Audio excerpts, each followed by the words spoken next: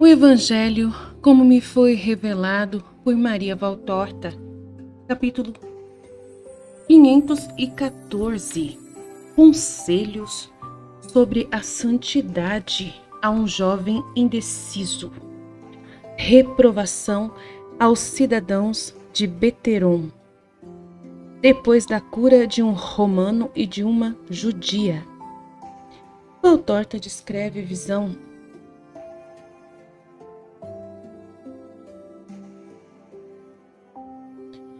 do dia 17 de outubro de 1946.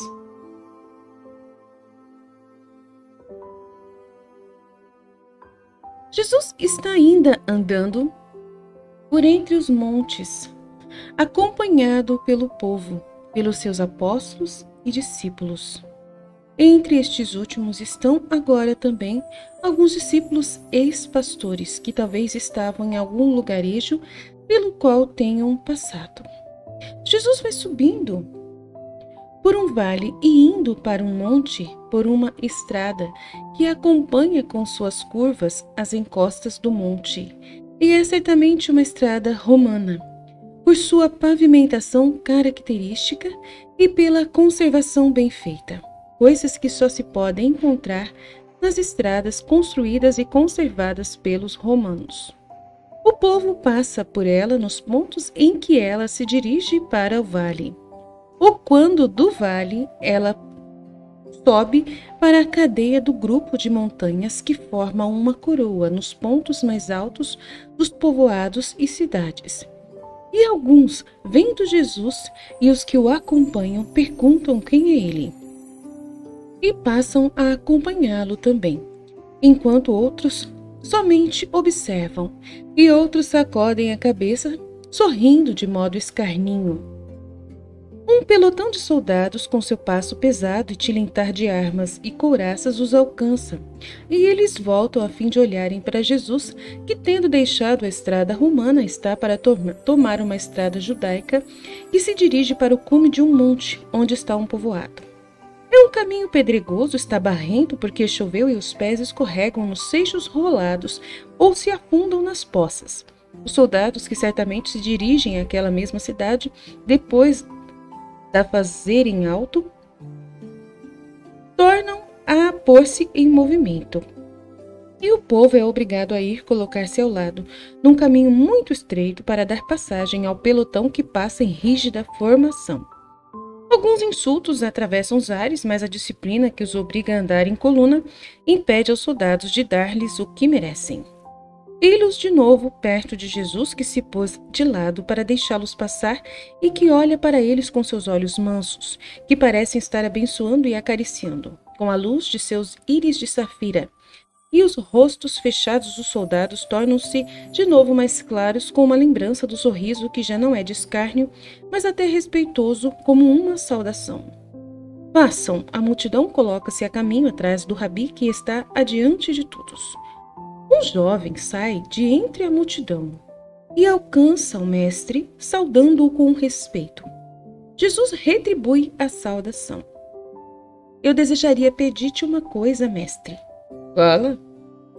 Eu te ouvi, por acaso, numa manhã depois da Páscoa, perto de um monte vizinho do Carite, e desde então fiquei pensando que eu também podia estar entre aqueles que tu chamas. Mas antes de vir, eu quis saber muito bem o que é necessário fazer e o que não se deve fazer.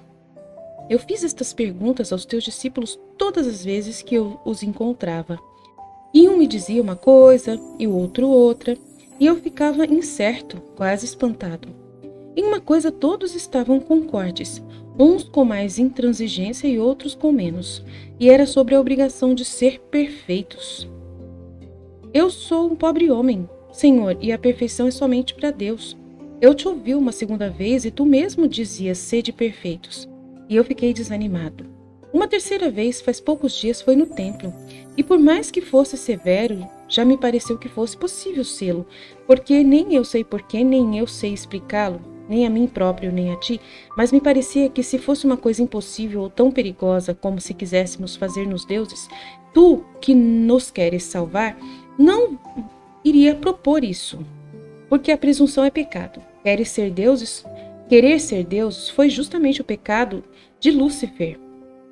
Mas talvez haja uma maneira de sê-lo sem pecarmos, e é seguindo a tua doutrina, que certamente é de salvação. Falei bem? Falaste bem, então. Então eu continuei a perguntar isto e aquilo, e tendo sabido que estavas em Ramá, fui para lá. Desde então, com licença do meu pai, eu passei a acompanhar-te. E aí está cada vez mais eu quereria ir. Pois bem, do que tens medo? Eu não sei. Nem eu mesmo sei. Pergunto, mas sempre enquanto estou te ouvindo parece-me fácil e resolvo ir. E depois fico pensando muito no assunto, ou pior, fico perguntando a um e a outro, e me fica parecendo muito difícil. Vou dizer-te o que é que está acontecendo. Está acontecendo uma cilada do demônio para impedir que tu aceites e venhas. E ele, o demônio, te amedronta com fantasmas, te confunde, te faz ficar perguntando a quem, como tu, que está precisando de luz. Por que é que não vieste a mim diretamente? Porque eu tinha, não era medo, mas os nossos sacerdotes e rabis, eles são tão duros e soberbos, e eu não tinha coragem de aproximar-me de ti. Contudo, em Emaús, ontem, creio ter compreendido que não devo ter medo, e agora estou aqui a perguntar-te o que gostaria de saber. Há pouco tempo, um dos teus apóstolos me disse: vai, não tenhas medo, ele é bom até com os pecadores. E um outro me disse: faze-o sentir-se feliz com a tua confiança. Quem confia nele o acha mais doce do que uma mãe. E um outro ainda, eu não sei se estou errado, mas eu te digo que ele vai dizer-te que a perfeição está no amor. Eis o que me disseram os teus apóstolos, alguns pelo menos mais doce do que os discípulos. Não todos, mas são até muito poucos. E entre os apóstolos há alguns que fazem medo a um pobre homem como eu. Um me disse com um riso que não era bom: queres tu tornar-te perfeito? Nós que somos seus apóstolos não o somos, e tu já queres sê-lo? É impossível. Se os outros não me tivessem falado, eu teria fugido desanimado. Mas estou tentando uma última prova. E se tu me disseres que é impossível? Meu filho, achas que eu poderia ter vindo para propor coisas impossíveis aos homens? Quem achas tu que tem estado a pôr em teu coração este desejo de te tornares perfeito? Terá sido o teu próprio coração? Não, Senhor, eu penso que tenha sido tu com as tuas palavras. Não estás longe da verdade, mas responde-me ainda. Para ti, as minhas palavras, que palavras são? Justas. Está bem, mas achas que são palavras de homem ou de alguém mais que homem? Oh, tu falas com sabedoria, e mais doce e mais claro ainda. Porque eu digo que as tuas palavras são mais do que de homem, e não creio estar falando mal, se é que compreendi bem o que estava dizendo no templo, porque lá pareceu-me que estavas dizendo que tu és a própria palavra de Deus, pois falavas como Deus. Compreendeste bem, falaste bem.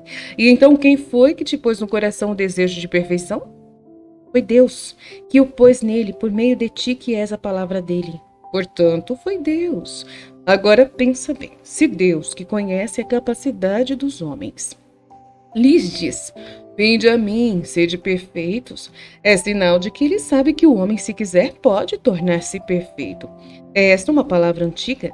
Ela ressoou pela primeira vez quando foi dirigida a Abraão, como uma revelação, como uma ordem, um convite. Eu sou Deus onipotente. Caminhe em minha presença e ser perfeito.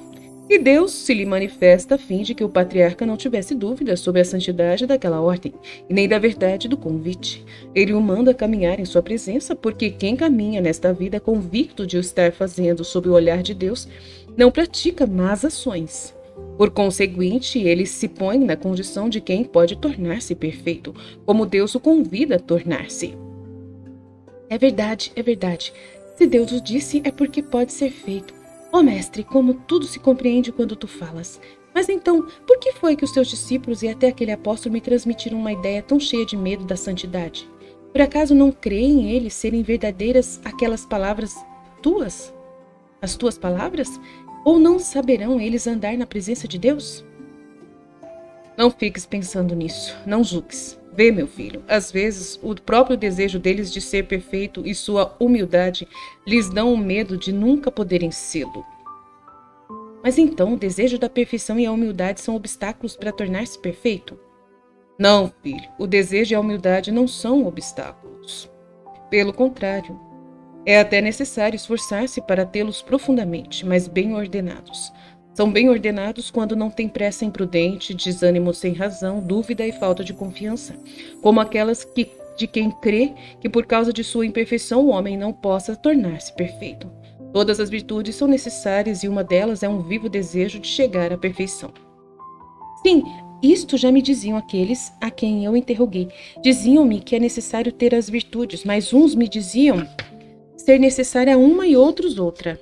E todos me afirmavam a absoluta necessidade de ter aquela que eles diziam ser indispensável para sermos santos. E isso me enchia de medo, porque como é que se vai poder ter todas as virtudes num grau tão ordenado e perfeito? Fazendo-as nascer juntas, como um ramalhete de diversas flores? É preciso tempo, e a vida é tão rápida. Tu, mestre, explica-me qual é a virtude indispensável. É a caridade. Se amares, serás santo, porque do amor a Deus e ao próximo é que vêm todas as demais virtudes e todas as boas obras. Sim, assim é mais fácil. Então a santidade é o amor. Se eu tiver a caridade, terei tudo. É disso que é feita a santidade. Disso e de outras virtudes, porque a santidade não é somente ser humilde, ou somente prudente, ou somente casto, e assim por diante, mas consiste em ser virtuoso. Vê, meu filho, quando um rico quer dar um jantar, será que ele manda fazer só o alimento? Ou ainda, quando quer fazer um ramalhete de flores para oferecer como homenagem, por acaso ele colocará no ramalhete só um tipo de flor? Não, não é verdade. Porque ainda que colocasse sobre as mesas a grande quantidade do mesmo alimento, os convivas o criticariam como um anfitrião sovina, que se preocupa somente em querer mostrar suas posses, mas não em demonstrar sua fineza, como um anfitrião que se preocupa com os diversos gostos de seus convidados e que quer ver cada um deles servindo-se deste ou daquele alimento, e não só se sacie com ele, mas sinta prazer em comê-lo. É assim que se faz um ramalhete, não? Com só uma flor, mas com muitas flores juntas, ele faz com que as diversas flores, os diversos perfumes agradem a todos os olhos e olfatos, e são causa de elogios ao anfitrião. A santidade, que devemos considerar como um ramalhete de flores oferecido ao Senhor, deve ser formada por todas as virtudes. Em um espírito predomina a humildade, em outro a fortaleza, em outro a continência. Em outro a paciência, em outro o espírito de sacrifício e de penitência, todas essas nascidas da planta real e finalmente perfumada, que é o amor, e cujas flores predominarão sempre um ramalhete, pois todas as virtudes é que compõem a santidade. E qual delas se deve cultivar com mais cuidado? A caridade, eu já te disse. E depois? Não existe um método, meu filho. Se tu amares o Senhor, Ele te dará os seus dons. Isto é, Ele se comunicará a ti e então as virtudes que tu queres ver crescer robustas crescerão sob o sol da graça. Em outras palavras, na alma que ama, é Deus quem opera grandemente. Sim, filho. É Deus quem opera grandemente, deixando que o homem use de sua livre vontade para atender à perfeição e de seus esforços para repelir as tentações e manter-se fiel aos seus propósitos.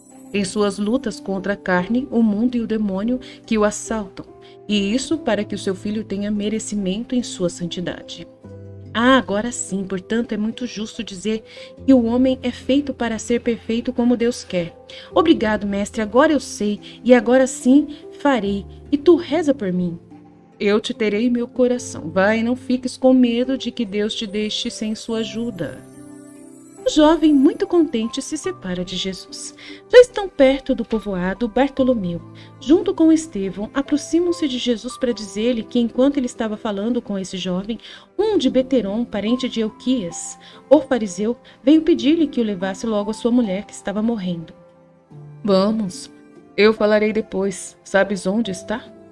Ele deixou conosco um servo que está lá atrás com os outros. Vai chamá-lo e apressemos o passo. O servo se apresenta, é um velho robusto, mas está muito triste. Saúda Jesus e olha de soslaio para ele, que lhe sorri, perguntando: De que é que está morrendo a tua patroa? Ela está para ter um menino, mas ele lhe morreu no ventre e o sangue dela se corrompeu. Ela está delirando como se estivesse doida e vai morrer. Já lhe abriram as veias para fazer baixar a febre, mas seu sangue está todo envenenado. Ela vai morrer. Eles já desceram a cisterna para cortar o ardor da febre, e a febre baixou enquanto ela já esteve na água gelada. Depois foi ficando mais forte do que antes, e ela começou a tossir e vai morrer. Nem há dúvida, com curas desse modo, cochicha Mateus por entre os dentes. Quanto tempo faz que ela está doente? O servo já ia responder quando chega correndo pela descida o comandante de uma companhia romana. Ele para diante de Jesus. Salve, és tu, Nazareno? Eu sou, o que queres de mim? Que acompanhavam Jesus se aproxima, crendo talvez que... Um dia, um dos nossos cavalos machucou um menino hebreu e tu o curaste para impedir que os hebreus começassem a vociferar contra nós.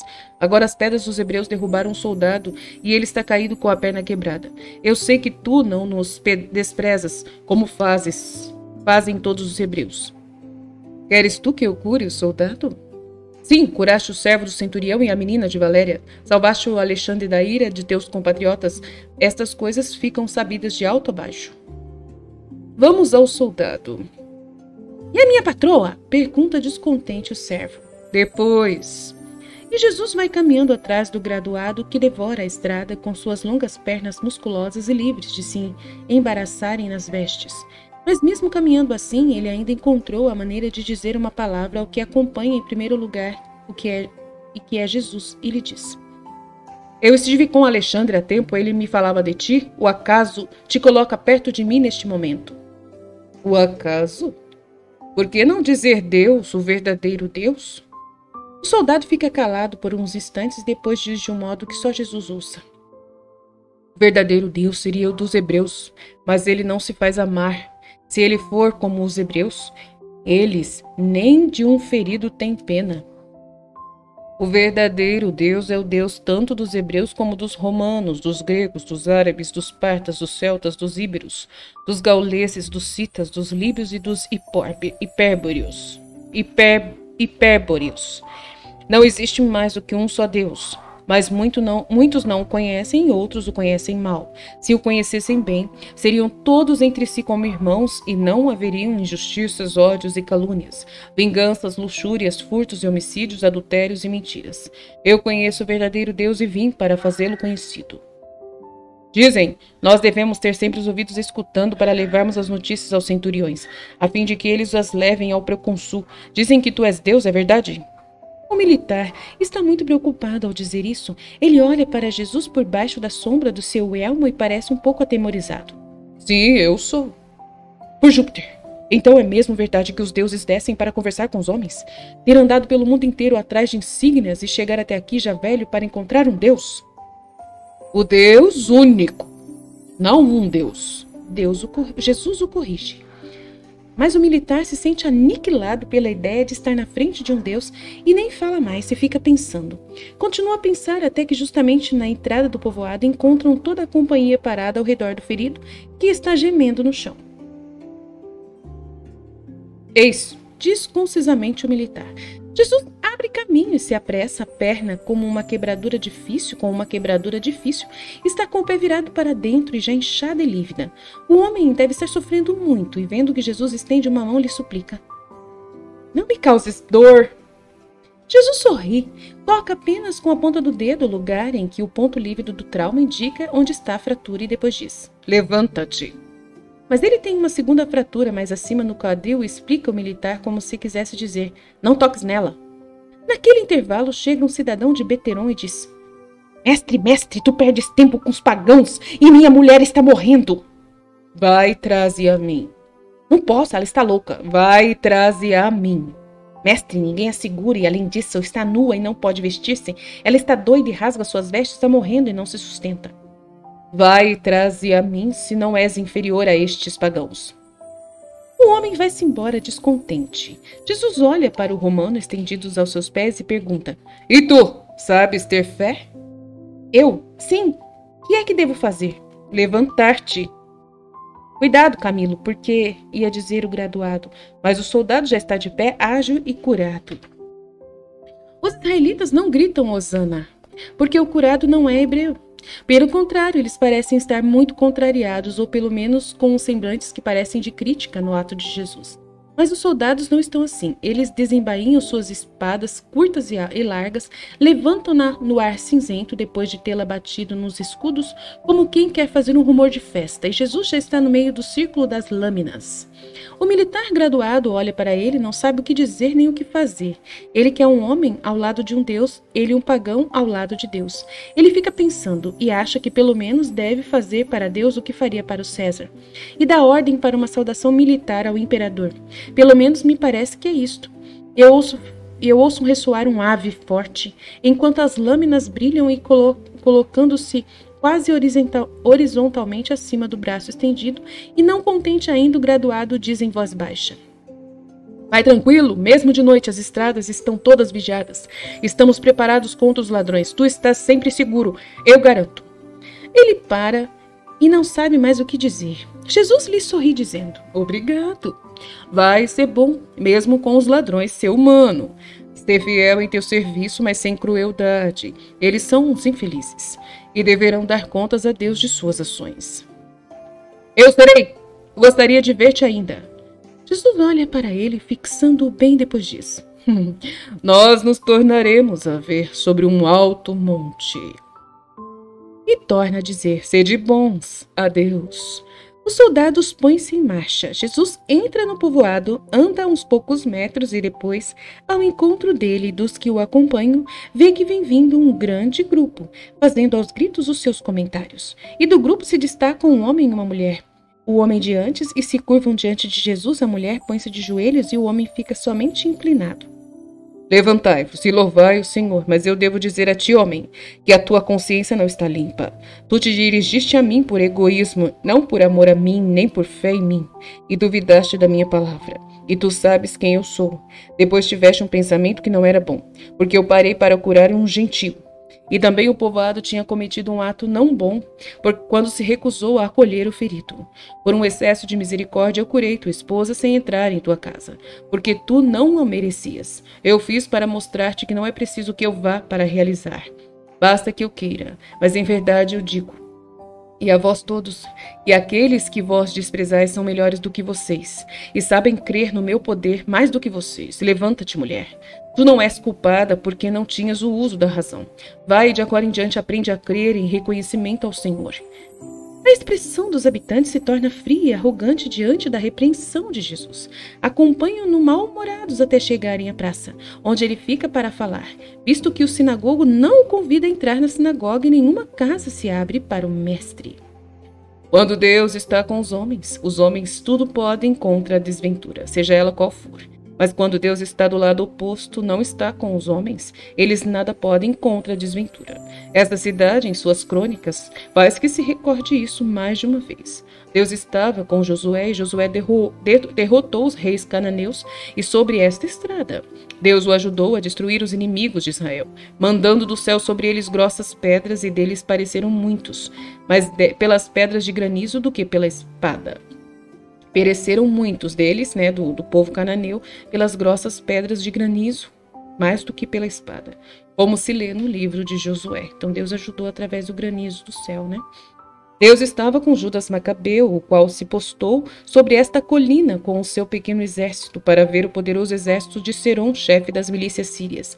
E Deus deu grande valor às palavras do chefe de Israel como uma vitória fracurosa.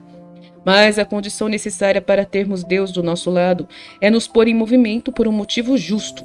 Nas batalhas, a vitória não depende do número, mas da ajuda que vem do céu, diz o Macabeu. Em todas as coisas da vida, o bem não vem da renda, do poder ou de outra causa, mas da ajuda que vem do céu, sempre. E ela vem porque se pede ajuda para coisas justas e boas, para nossas vidas e para as nossas leis, diz ainda o Macabeu. Mas quando se recorre a Deus para um fim mau e impuro, é inútil invocar sua ajuda. Deus não responderá ou responderá com castigos e não com bênçãos. Esta verdade está muito esquecida hoje em dia em Israel.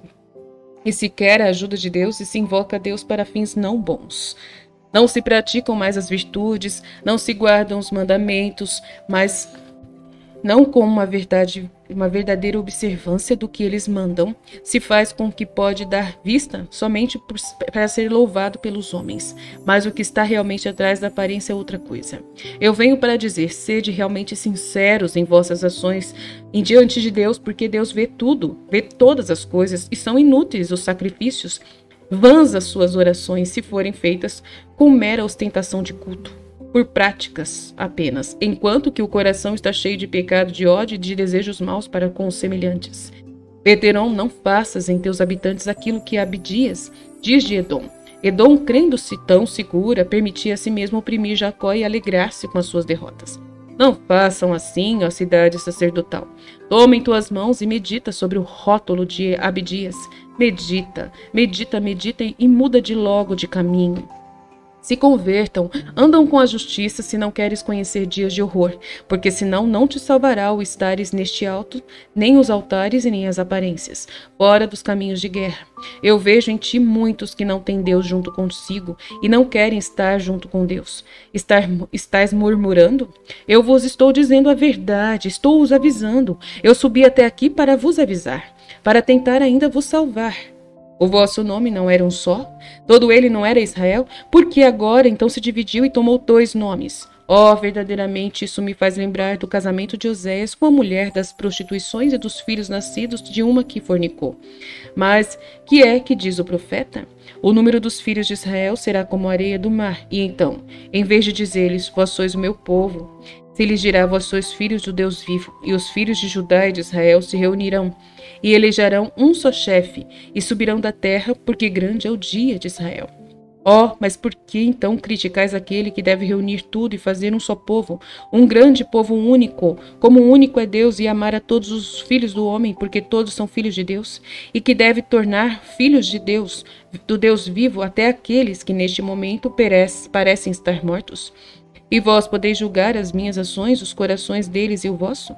De onde nos vem a luz? A luz vem de Deus. Mas se Deus me manda com a tarefa de reunir todos sob um só cetro, como podeis vós ter uma luz que seja verdadeiramente divina e que vos mostre as coisas justamente do modo oposto àquele como Deus as vê? Pois vós as estáis vendo ao oposto de como Deus as vê. Não fiqueis murmurando, é verdade o que eu digo. Vós estáis fora do que é justo, mas ainda mais do que vós estão aqueles que vos seduzem para não ser de justos. Eles serão duplamente punidos, mais do que vocês. Vós me acusais de fornicar com o inimigo, com o dominador, que é os romanos. Eu estou lendo nos vossos corações. Mas e vós não estáis também fornicando com Satanás? Quando ficam com esses pensamentos, fazendo-vos seguidores daqueles que combatem o Filho, o enviado por Deus? Aí está o porquê me odiais, mas eu conheço o rosto de quem enchila em vós o ódio. Como está dito em Oséias, eu vim com as mãos cheias de dons e o coração cheio de amor. Procurei atrair-vos de todas as maneiras mais agradáveis para me fazer ser amado por vocês. Eu falei ao meu povo como esposo à esposa, oferecendo-lhe amor eterno e paz, justiça e misericórdia.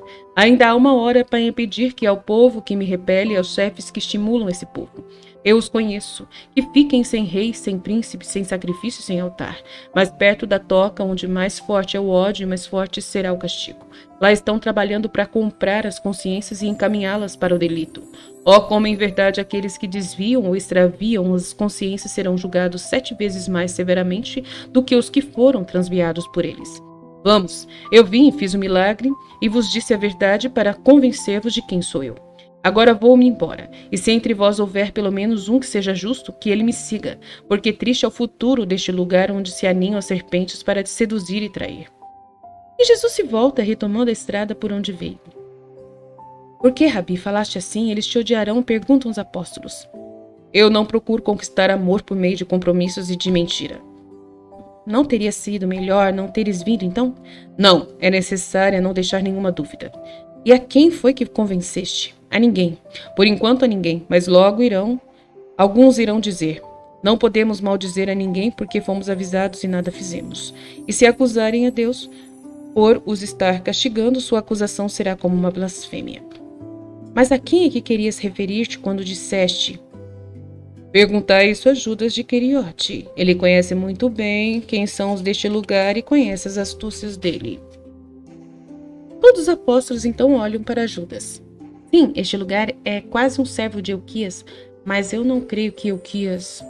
As palavras morrem sob os lábios de Judas, que ao levantar os olhos de sua cintura, que ele estava apertando para se compor melhor, encontra o olhar de Jesus, um olhar cintilante, penetrante, a ponto de parecer até magnético.